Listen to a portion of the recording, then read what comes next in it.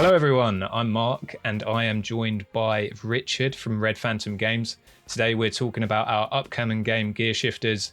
We showed the trailer off in our previous Numskull Presents. We're very, very excited to be talking to Richard today a little bit more about the game and basically giving you a little breakdown of what the game features, what inspired it, and what developing it has actually been like. So Richard, did you want to introduce yourself to the world of Numskull Presents? Hello, Mark. I'm Richard Ogden, director of Red Phantom Games and kind of solo developer of Gearshifters. I say solo, but I use a load of contractors to help me out, and especially one person, Alex, who's spent a lot of time as the main artist on the game. So kind of solo, but with a little bit of team as well. So we've spent the last 2+ years developing the game and getting close to being able to show it to everyone now and getting excited by that. I've actually been able to play a beta version of the game a fair few times. I've had a lot of fun with it. It's probably best that we actually ask the creator himself.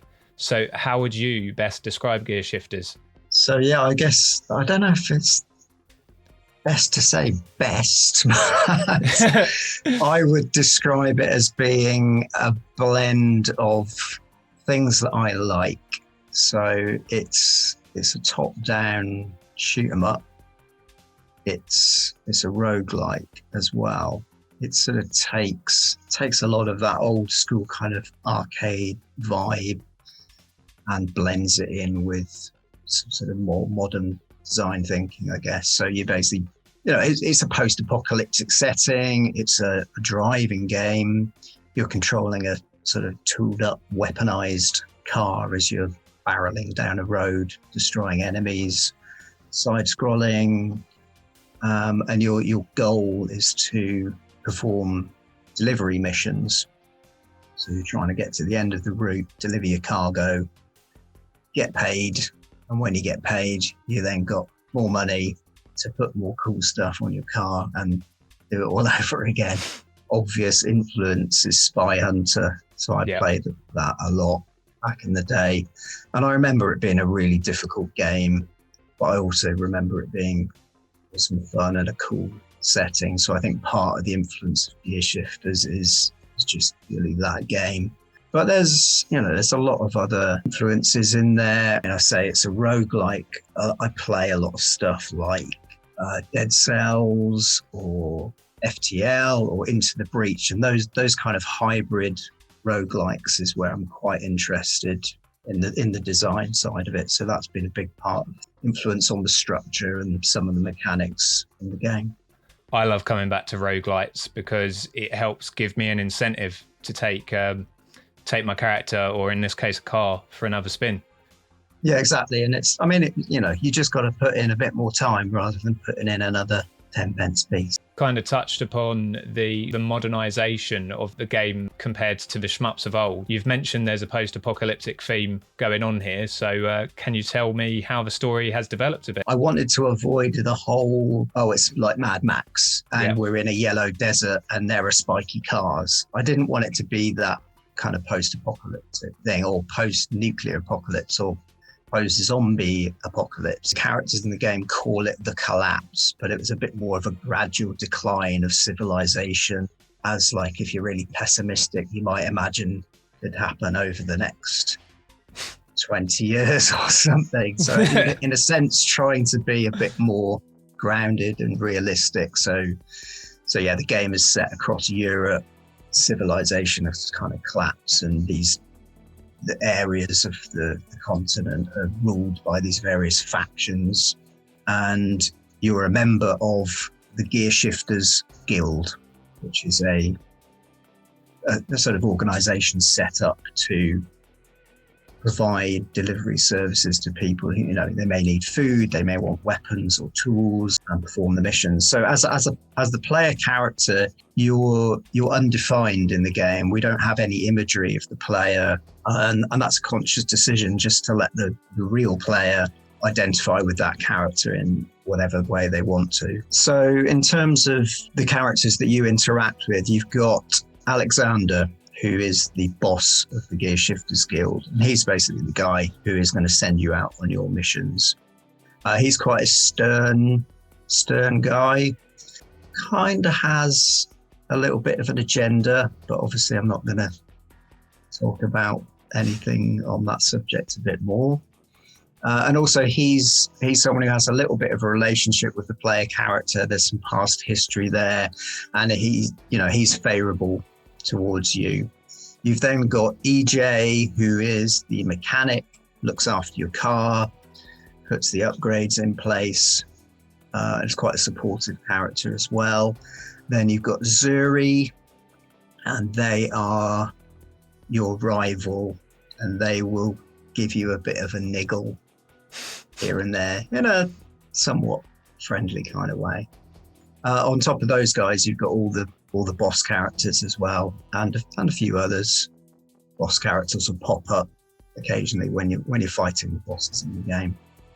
Yeah, it was something I definitely wanted to cover, actually.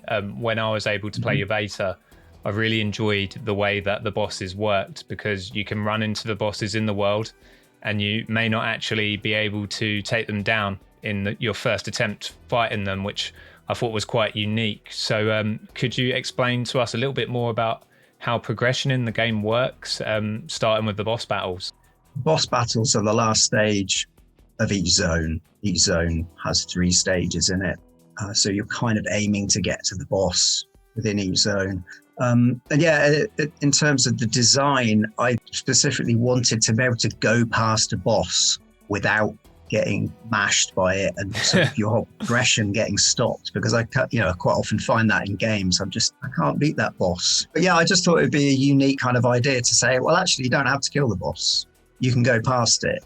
Though you kind of do have to kill it if you really want to finish the game. It just doesn't stop your immediate progression. And also the flip side of that is if you do kill the boss, they're done with and you don't see them again. Even though it's a roguelike and you will sort of come back through those zones, you've eliminated the boss and you don't need to see them again. So there's kind of this war of attrition where you can take down a faction by forming repeated runs on a zone after the boss has been killed, and that kind of lets you almost take territory across the map as you go. And it just sort of alleviates a bit of that grind that you get from roguelikes, just to help the player sort of flow. And that's kind of driven by the narrative a little bit. The narrative needed a bit of assistance to let you get through the game without having to sort of repeat a level 100 times and see the random dialogue, of which there are 6 options too many times. Like it's sort of balanced such that you'll probably be done with the zone in a few tries and the narrative kind of feels okay. I hope, anyway. When you finish the game, everything then unlocks and you can then replay them and play all the bosses again if you want. Cool. Enjoyed. Awesome. Or if you want to take on a boss with some much more powerful weaponry that you've unlocked later on. Would you say that the bosses follow a set pattern, or is there a kind of an element of randomness to the way you take down these bosses? So, yeah, I mean, the whole game it's a shmup, but it's not a shmup in the sense that enemies are patterned. So when you play through a non-boss zone or stage, you're basically coming across enemy waves that are procedurally generated, with a set of rules. And that's kind of like playing through rooms in a roguelike. You come across a set of enemies, you take them all down, you're carrying along the road, you move to the next set of enemies. I mean, it's not quite as rigid as that, but that's the broad brushstroke of how the flow works. So yeah, there's no patterning to that at all. You kind of, sometimes you'll end up with something easy, sometimes it'll be ridiculously hard just because of the combination of enemies and weapons that have appeared. But when it comes to bosses, they're a little more predictable, but because they're the last stage of the zone, you kind of want the player to be able to go through 2 or 3 times and then understand it and feel like they can take down the boss. That said, there's still a little bit of randomness to how they behave in some cases. And the bullet hell thing, not all the bosses are bullet hell. They're all quite different. But certainly we lean into the bullet hell kind of, spread bullet attacks a bit more on, a good proportion of bosses. But some of them have got other funky weapons and other tricks, and not revealing too much about the later bosses. I mean, obviously we've seen footage of some of the earlier ones, but there's all beyond those that challenge and excite people. Yeah, well, you mentioned the bosses do have a fair few tricks up their sleeve. So does our player. It's possible to upgrade your vehicle in the game in quite a few different ways. Could you talk us through some of the available upgrade styles, and if there are any particular ones that are your favourites? The upgrades in the game, they're quite wide ranging. I mean, there's a lot of stuff you'd expect. I mean, you've basically got a tooled out car with weapons on it. So there's a bunch of different weapons you can put on. There's a primary and a secondary weapon, so you've always got two available to you. One of them has a sort of cooldown mechanic, so it's always usable. The other one is limited by ammunition. And there's a bit of a range on those from you start off with machine guns and whatnot. And there's some cannons and quad shotguns, which are a bit more, again, kind of leaning into the shmup influence. And then on top of that, armor plating, combat upgrades. I mean, I talked about not having spikes on the car, but you can put spikes on the car if you want to. And spikes on the wheels.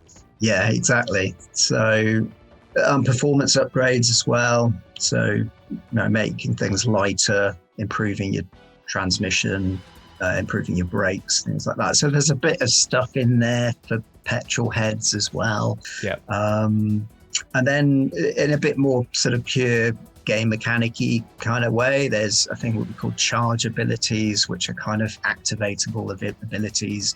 When you've got those, you can choose one to assign to your car. One of those is the oil slick that you can throw out the back and make chasing enemies skid out, which is an obvious reference to Spy Hunter. Again, it's the roguelike thing. It's having a lot of choice, being able to say, okay, these are the kind of strategies that I want to employ when I go through this level. Cool. Well, there's certainly loads of options, and I know we've spoken in the past about some of the other game modes that are actually available in the game. So there's actually more than one way of playing. There's also an arcade mode available. So we've discussed the game's arcade kind of inspirations. So how does that arcade mode differ from the main gameplay? Yeah, so the main gameplay, or the main game mode, I guess, is more akin to your standard roguelike, where if you die, you're going to be going back to the start. I mean, you don't lose your stuff, but you've got to restart your run or mission, essentially. It's not a complete wipeout back to the start of the game. Arcade mode does away with that, so it has a checkpointed approach, and I think that came from there's a bit of a trend towards shorter games and accommodating people who have less time available to play games but still want to play certain titles. And I'd like those people to be able to play this game. If they've only got 3 or 4 hours available to put into it, then they can play arcade mode. If you've got 8 to 10 hours, then play standard mode. Those timings are approximate. Yeah. And then on top of that, we've got what we call the deadly mode. Yep. Which is going to the opposite end of the spectrum, and that's basically a permadeath mode. So if you die in that one, you are going back to the start of the game. But there's a little, I won't say what it is, but it's a little unlock you can get only by completing deadly mode. Oh, cool. That's a nice little challenge for those enthusiasts who like a bit of punishment. I would advise playing one of the other modes first, getting used to the game. I mean, that's pretty standard, right? So yeah. Cool. Well, you've mentioned the game modes available. You've also discussed with me before accessibility options. I was just wondering if you could go into a little bit more detail about what those might be in this game. Yeah, so I fall down on the side of the argument of wanting as many people to play and enjoy my games as possible. And I've kind of advocated for accessibility options on the titles that I've worked on. I mean, in practical terms, that doesn't necessarily always work out, but I'm trying to put into Gearshifters as much as I can. At the moment, we've got things like, reducing the amount of camera shake, and there's a damage scale. So you can basically say, okay, well, I want to play the game and make it really easy, so I can just go through, and just because I want to see the story. So I'm going to set the damage scale down to 25% or something. Or, you can go the other way if you want. You can set it 200%, so it's even harder, and play that on deadly mode if you really want to. And then, some things like, controller remapping. I mean, that's kind of really should be a given in games. It isn't always though, is it? It's surprising. No, it isn't. And I understand why. I mean, because these things take time, but anything that isn't in Gearshifters on release, then I'm going to be aiming to put in more accessibility options beyond that.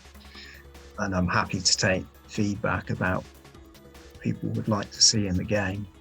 Cool. As we go forward. Awesome. Cool. So thank you very much for your time today, Richard. It's been really awesome to hear a little bit more about Gearshifters.